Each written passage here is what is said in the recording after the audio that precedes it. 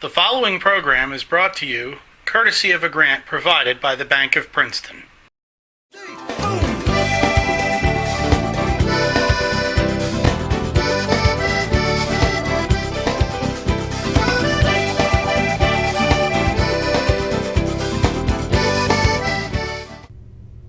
Good evening. I'm Lou Goldstein, and welcome to another edition of Focus On.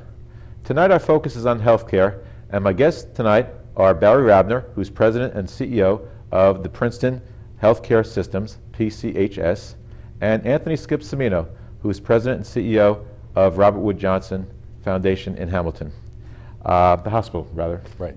What we are going to talk about tonight is what's going on at the two hospitals, talk a little bit about issues in healthcare as they affect the hospitals, and focus on the needs of our residents in seeking good medical quality care at these two facilities. So gentlemen, thank you very much. I know you both have busy schedules. I appreciate you coming on tonight. Thanks for having us, Lou. Well, first question I want to open up to both of you is to have each of you talk a little bit about what's going on at your specific hospitals, new developments, expansions. I know, Barry, you're planning to open up the Route 1 facility. I know, Skip, there's a lot of exciting things going on in Hamilton. Yes. And maybe you could take some time to inform everybody who's watching tonight about the new developments, and so that they're educated about why they should be going and have confidence in going to the hospital. Sure. Would you like to go first? I would. Okay, then by all means, please. Probably about 6 years ago, we set out with a new strategic plan to really understand what our organization needed to do in the future to make sure that people got the care that they required. And in that process, we discovered that we really did need to build a replacement facility so that we could meet the demands of the growing community, of changes in healthcare technology, changes in the way care is delivered in general. So we, after carefully looking at the facility we had now and the community that we're in, came to recognize the need to identify a new site and build a replacement facility, and in turn sell the facility that we have now. So we identified a site on Route 1, as you mentioned. It's on 171 acres. And originally we were just looking for 50 acres so that we could take care of the long-term needs that we identified for the hospital, but then found this site, which actually brings us closer to about 70% of the people that we've traditionally served. And it created an opportunity for us to build a health campus, not simply replace the hospital. So that's been going terrifically well. Actually, I wouldn't have said that a year ago or 2 years ago, but fortunately, in the last year, things have remained on budget and on schedule, and we expect to complete construction of the new hospital in the middle of March 2012, and then transfer our patients from the current hospital to the new one on May 22nd, 2012.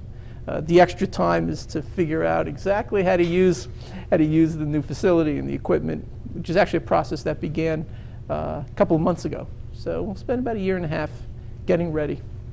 Now, how big is the facility going to be? In terms of square feet, the building itself is about 650,000 square feet, but we'll be opening with about 240 inpatient beds and outpatient space. There'll be a medical office building with about 150,000 square feet, fitness and wellness center, all attached. And then on the campus, adjacent to us, will be an assisted living facility of about 110 beds, adult daycare, child care, adult independent living, office research, and CHOP is building is going through the approval process to build a 100,000 square foot pediatric subspecialty pavilion. So they'll be providing outpatient services, likely to open shortly after the hospital does. That's great. That's great. Yeah, it's exciting. Any ideas about what's going to happen with the current hospital? If you leave, it's interesting to us. We actually sold it once before. About 2 years ago, we got zoning so that it could be converted to residential use with some modest retail on the first floor. We sold it to a company not long before the recession began. So they ended up withdrawing from the purchase. But fortunately, the economy's been improving. We went out a couple of months, well, it's probably almost a year ago now, to see what the market was like, and we had almost 130 entities respond to the request for proposals. And we've narrowed it down to 5, and we're in fact negotiating with one of those companies now and hope to have a sale agreement in hand within the next couple of weeks. Okay, it's interesting. I know you've been CEO of other companies too, so I know you've had experience, in dealing with this. So, we'll see what happens. We'll see what happens. I want to turn it over to Skip now just for a second. Skip, I know you've been the former Commissioner of Personnel. I know you've been on the Mercer County Board of Freeholders, and you've been around for a little bit, and I've known you for a while too. And I just wanted to see what's new and exciting over at Hamilton these days. What's going on with the hospital there? Well, thank you, Lou, and thank you for having me this afternoon along with Barry. I just want to start by complimenting Barry and Princeton for the work that they're doing in terms of advancing healthcare in the region here. And we too are working on the advancement of healthcare in the region. And you'll find that one of the most salient things that we're doing over at Robert Wood is further clinical integration with our parent, Robert Wood Johnson in New Brunswick, as well as with the Robert Wood Johnson Medical School. So we're bringing additional services to the campus. In the case of our plant is relatively young. It's about 10 years old in terms of average age. We did a lot of development of new campus facilities earlier in the first part of the first decade here of the 21st century with the Cancer Institute of New Jersey, Hamilton Satellite, with the development of our Lakefront Tower, with the development of our Northern Tower, where our emergency services are held. And so our programmatic focus has been on enhanced patient care over this period of time.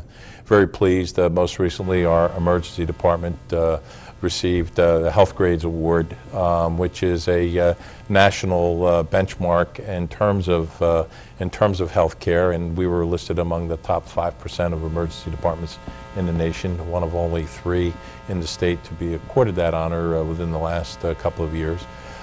We are currently looking at the development of a Pediatrics Express, which will facilitate moving pediatric patients out of the main ED. In general, most pediatric patients do, in fact, need fluids and those kinds of things, and then you can send them on their way. The more significant issues of health care we will transfer up to the Bristol-Myers Squibb Children's Hospital, which is part of the Robert Wood Johnson system.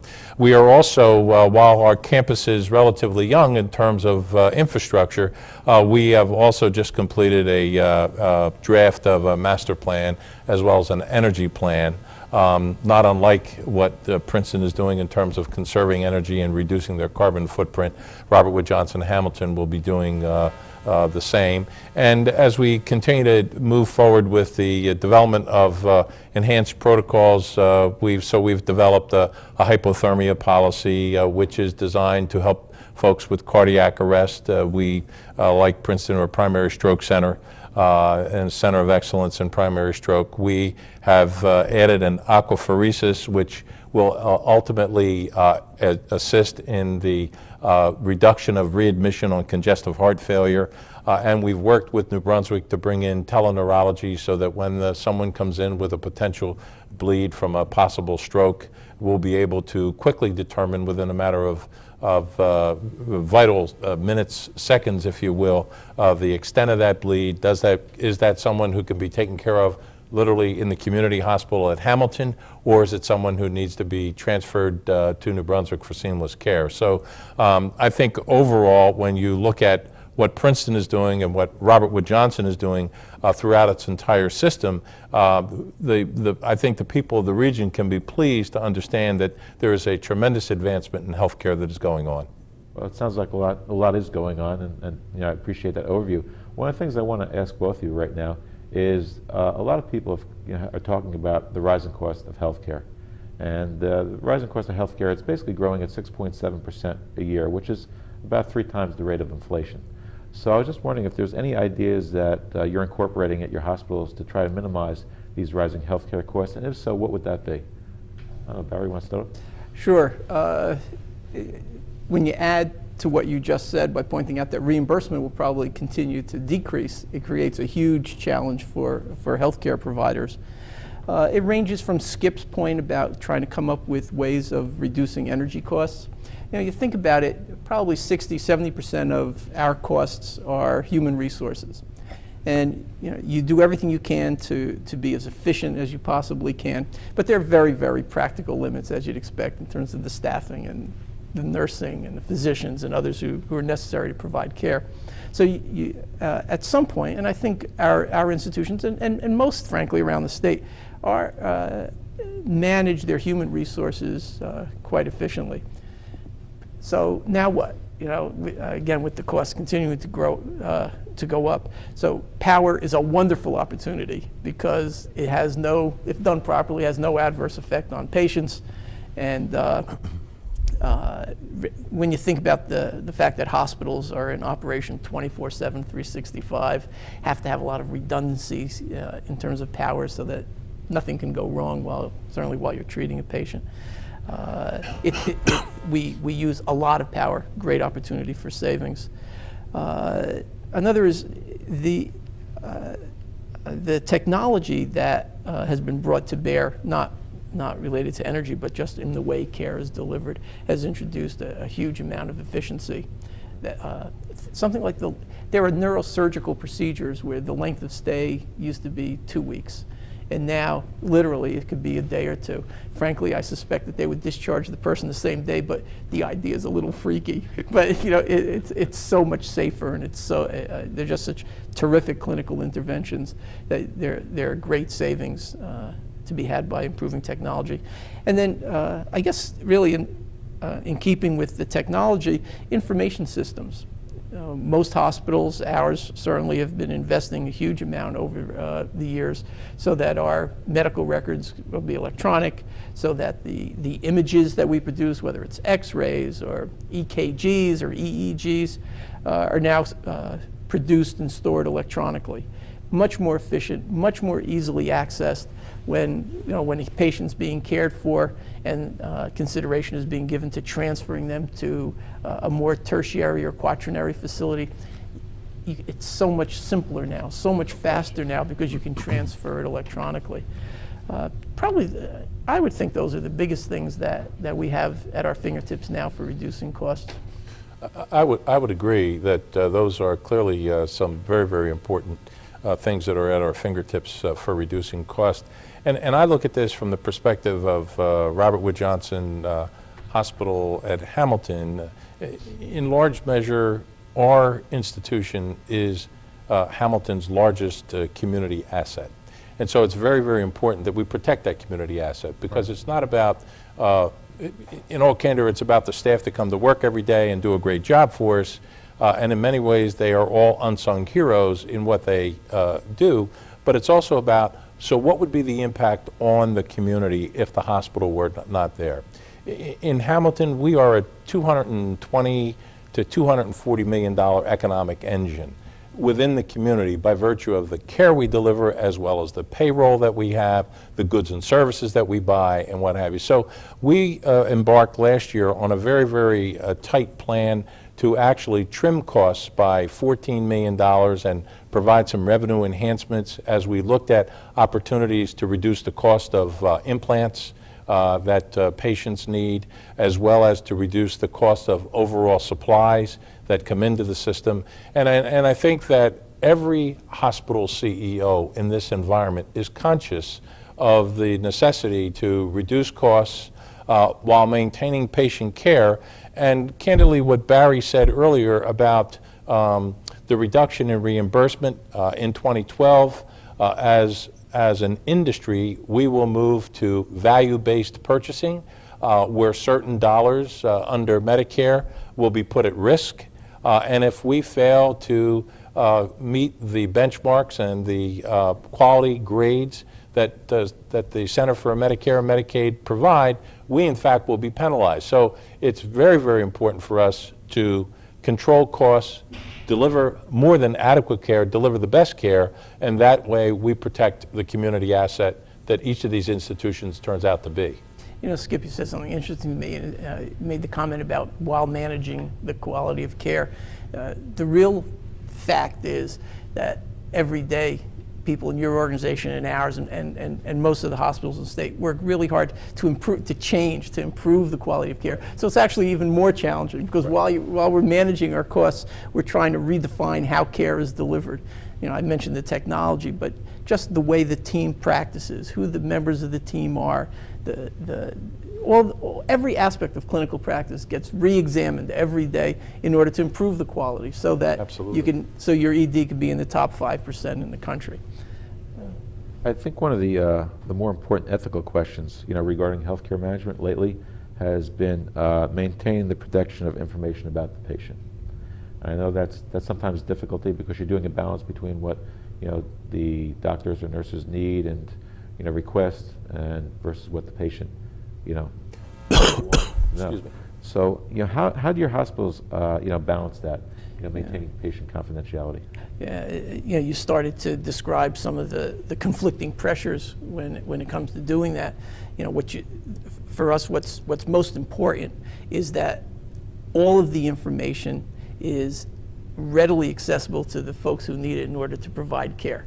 So almost by definition, that quick, easy, direct access starts to create the opportunity for it to lose control of it and for it to be exposed. So we're very conscious of protecting the information while trying to make sure that everybody gets what they need as quickly as they can. Fortunately, as we move toward an electronic record, there are opportunities to build in protections that are much harder to achieve when you're using a paper record. Now, most people think about the electronic record and they're worried about hackers and they're worried about people coming up with ways of getting into their record. And a lot of energy goes into protecting them by the companies that provide the software and hardware and other elements of the information technology that we use. But what we found just in recent years is because it's electronic, we know exactly who's accessed the record, we know when, we know whether they had the proper authorization to do that. It's a lot different than the rack on the floor behind the nursing station. So I think that the controls that are in place now are actually better than in the past. But there's still risk as the data that's stored electronically expands, and as people are given, physicians and other professionals are given remote access to the information. Right. I like the idea that my cardiologist can read the EKG that was taken in the emergency department at 3 o'clock in the morning. Right. At home, at his home, or in his office. And those capabilities do create additional risk. In my opinion, absolutely the right risks to take, and we just have to keep focusing on managing it. Well, I agree. That is a very, very important step for healthcare. And the healthcare reform that we talk of, whether in fact the way it is currently modeled or envisioned is the final analysis of it, the fact is that information technology, the advancement of information technology through electronic medical record, personal health record, health insurance exchanges, that is the wave of the future. That is the foundation of healthcare as we move forward. And there are, as Barry articulated, some inherent risks in that system. But the ability to be able to read reports, be able to communicate directly for the patient actually. I mean, there will come a time, and it's not here yet, but there will come a time when a physician will sit virtually in their office, be able to communicate with the patient while the patient is at home, and dial in with the patient and ask the patient, did you take your meds today? So often when people get discharged, they in fact don't follow the rules and prescriptions, which leads to further readmission, which leads to further costs in the system. So clearly the electronic medical record and the personal health record is going to be a great advantage. The second aspect of that, without revealing individual patient names or patient profiles, there will be an opportunity to collect data that I think will help from a research perspective to advance healthcare in an even greater way than what we've known it up to this point. Despite the fact that we have great research that goes on, it will enhance research as we move forward. You know, it's a beautiful thing to watch in real life. You know, we had an example recently. We have a partnership with Children's Hospital of Philadelphia where they provide clinical care in our current hospital. So I was in the emergency department. Our intensivist, the fellow who's working in the ED, is talking about a patient with the emergency room physician from CHOP, Children's Hospital of Philly, trying to figure out exactly what's going on with the patient. So they call a colleague at CHOP in Philly, a pediatric neurologist, and they put the data up on the screen. So all three physicians are looking at the same data, 40 miles apart, and real time discussing what's going on, what needs to be done, asking for more tests, looking at more information. They called in a fourth person for their input, made a diagnosis, began the treatment, stabilized the patient. They were transferred to CHOP. All the information on the patient was already at CHOP when the person got there, and the care just continued. It's gorgeous. It just doesn't work that way when you're fooling around with paper. So the additional risks are, in my opinion, just so worth it. Okay. From a business perspective, everyone has an opinion recently about the national healthcare reform, and I'm just wondering, without going into the details of all the many aspects of the law, I was just wondering, how do you see that playing out at your respective hospitals? Whether it be providing coverage for those who don't have coverage, whether it's senior citizens, what the Medicare, Medicaid issues with senior citizens, and all the other provisions of the law. It's hard to just put it into 2 words or 2 sentences, something that's been so lengthy. But I just wanted to talk to you about the business, not the political, but the business perspective of how you see it playing out at your hospital, and the pros and the cons, if any. Yeah. I will be brief, and that's easy because although the legislation is in place, the thousands of regulations defining on how it'll work are not. So it isn't that easy to get into it in great detail. But 2 or 3 points about it. One, in terms of expanding coverage to more people, one of the important issues for our hospital is we provide a significant amount of free care to undocumented immigrants. They are not included in the bill. Okay. So if we provided probably $21 million in free care last year, that won't change. It will, but very modestly, because all free care is not being provided to those folks. So that remains a significant issue. In principle, though, I like the direction that the legislation is going, because right now hospitals are basically being paid piecework. So every time we provide an individual service, we get paid for it. I view the core of the legislation being to get us to focus, using reimbursement, to get us to focus on looking at the continuum of care. So if someone is overweight, and we know that causes greater risk of heart disease and diabetes and other problems, now all of a sudden we're being financially incented to worry, to think seriously about the weight problem and helping somebody manage it, because we'll probably be reimbursed in a way that so we sort of get a lump sum to take care of all of that person's clinical needs. So if we know you have congestive heart failure or diabetes or a weight problem, we're going to be much more serious than I think anyone has been up till now in treating those problems in order to reduce the costs that would otherwise likely be incurred further down the lane, and that could only be better for people. We'll work harder in making sure that when someone does come to the acute care hospital, that they're transitioned appropriately to the next level of care, whether it's skilled nursing or home care or an outpatient visit, because now we're responsible for the whole thing. It's not siloed the way it is now, where it goes to us. You might as well go to another country for some of the disconnects that often occur. So I'm optimistic. It's a huge change. It's not going to be easy, but I think it's worth it.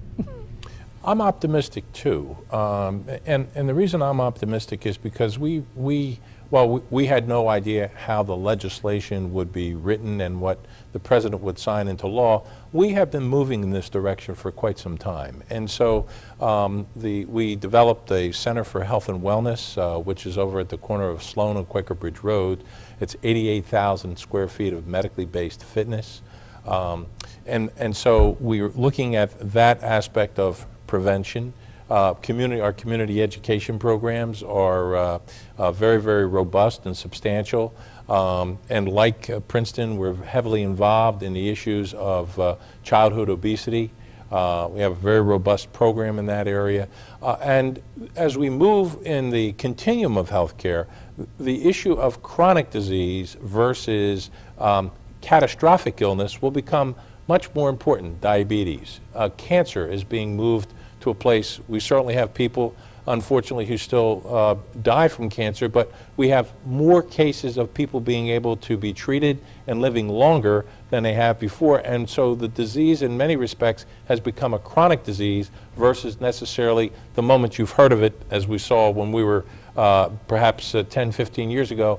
It's no longer necessarily a death sentence for people. So as we move into these areas, that's inherently important. The second thing, I think, is, as Barry articulated about more coverage, I think what's important about that is not only is it good in terms of potentially reducing costs, but it is equally important because when people do have coverage, they have a tendency to use the coverage. And if they use the coverage, more likely physicians will catch the problems earlier on than before they lapse into a catastrophic illness, which costs all of us in the system, because there is no free opportunity, costs all of us in the system a lot more. I do anticipate we will have much more pressure on our emergency department in the near term because there is a lack of primary care physicians when we roll to this aspect of it in 2014.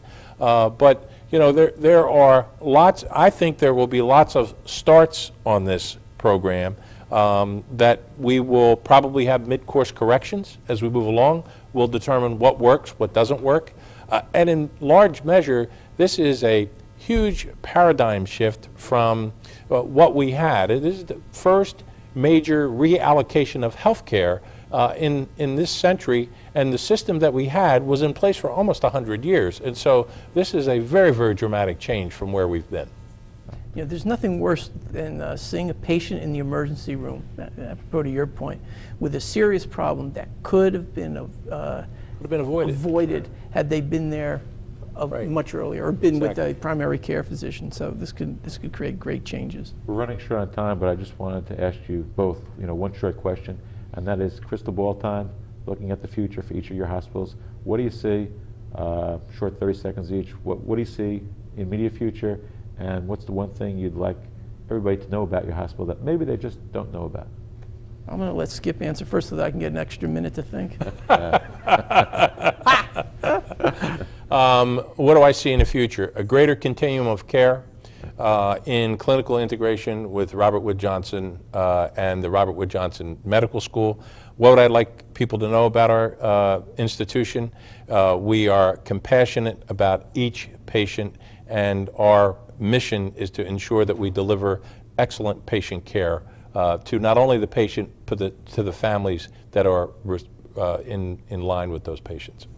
I think for us now, what's most important is that as we develop the new campus, we're creating a continuum of care that ranges from the physician's office to acute care services, outpatient services, assisted living, rehab, skilled nursing, subacute care, so that we certainly won't be the largest healthcare system around by far, but we may be among the most comprehensive. And if we're smart and we have these terrific services on the site and we can integrate them in terms of clinical practice and information technology, we'll be able to offer people something really very special that'll make a big difference in the quality of their care. That's great. Well, I appreciate both of you coming on the show tonight. Got a great insight into what's going on at both your facilities, and I wish you both well and keep up the good work there. Thank you. Thank you. Anyway, this is Lou Goldstein saying thank you for watching us tonight. Hope you learned something. And remember, since we're talking about healthcare, don't put off those doctor's appointments. Get out there, because the life you save may be your own. So stay involved, stay active, stay healthy, and I'll see you next week on Focus On.